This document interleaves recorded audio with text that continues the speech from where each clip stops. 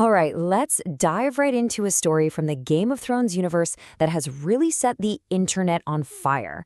It's all about a single casting choice that some commentators say has put the show's creators in a really tough spot. A situation where they either have to betray the original books or face some serious accusations. Let's break it down. So this is the quote that got everything started.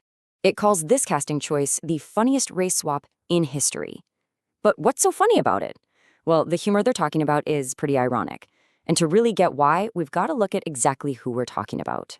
The whole thing kicks off with the upcoming prequel series, A Knight of the Seven Kingdoms, and it's one single casting announcement that has fans of the books buzzing. And here it is, the flashpoint. HBO has cast a black actor to play a character named Sir Bennis of the Brown Shield. Now, if you've only ever seen the shows, you might be thinking, so what?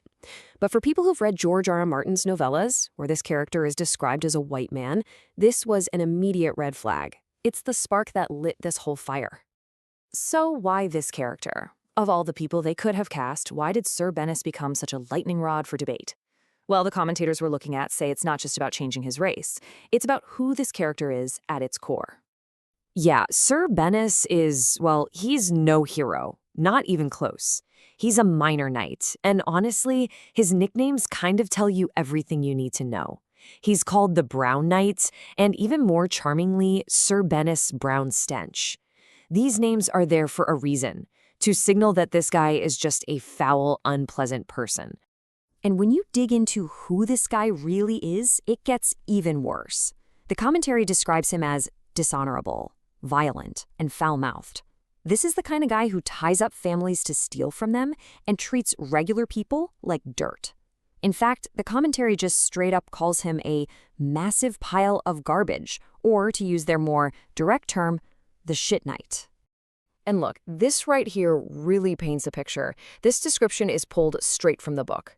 His teeth were rotten, he's seldom washed. The idea is to show you a person who is just thoroughly repulsive, not just in what he does, but in how he literally looks and smells.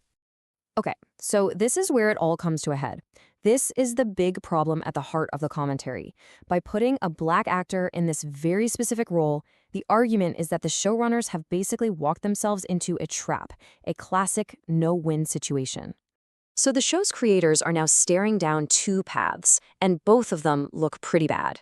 Path number one, they adapt Sir Bennis faithfully, exactly as he is in the books, a total scumbag. If they do that, the argument is they'll get accused of racism for making a black character so vile. But path number two, they clean up the character to avoid that backlash. And if they do that, they're compromising the story and being unfaithful to the source material. They're pretty much stuck.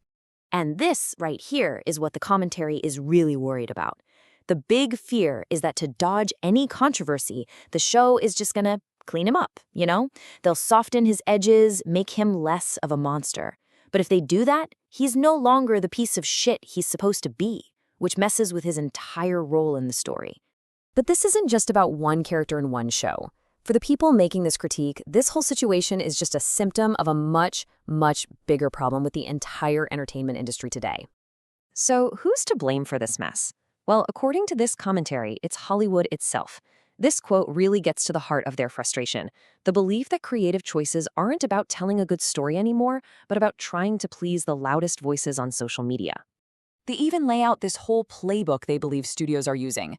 It goes like this. First, season 1 is super faithful to the books to get all the fans hooked. Then, once you're invested, they start changing things to see what they can get away with. They call it a kind of social impact entertainment, and basically see it as studios taking a guaranteed win and somehow turning it into a defeat. And what does all this lead to? Well, it's what the commentators call a never-ending cycle. It's this unwinnable game they feel creators are being forced to play, trying to please an online crowd that, in their opinion, can never actually be satisfied. They use this meme to kind of break it down, and it goes something like this. The loop starts with a complaint. That's racist. Why is the black guy a villain? So you change it. Then the next complaint is, well, that's racist. Why does the black guy have to get shot? Okay, change that. Then it's, why are there only black people killing each other? Until finally you end up at, wait, where are the black people in this movie? Their point is, it's a circle you can't escape. So at the end of the day, their advice to creators is pretty blunt. You're never going to win this game, so just stop playing. They argue that the best thing to do is ignore the never-ending cycle and just tell the story. the one that's already on the page. And that really gets to the heart of it all, doesn't it? It leaves us with a huge question that's way bigger than just one TV show. When we adapt a story for today's world, what's the goal? Is it to create a perfect carbon copy of the original book? Or can it be something different? And maybe, should it be? It's definitely something to think about.